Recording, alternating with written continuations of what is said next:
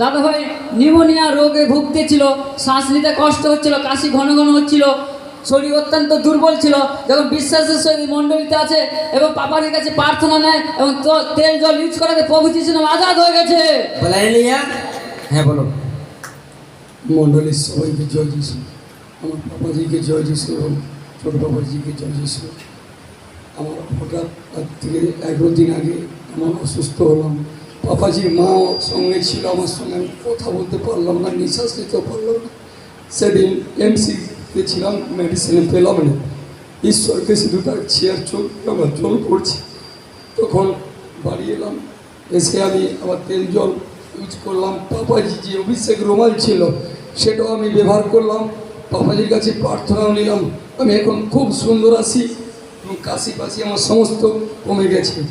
আরটা সাক্ষী 40 বছর আজ থেকে আমি দক্তা খেতাম, 41 বছর টোটাল দক্তাটাকে আমি একদম ক্যান্সেল করেছি। আর যেটুকু খৈনি খেয়েছিলাম সেটুকু আমি পাঞ্জাব গেছিলাম, ওখানে আমি দূর করে দিয়ে আসছি। আমি যিশুর নামে আমি সেখানে আজাদ হয়ে চলে আসছি।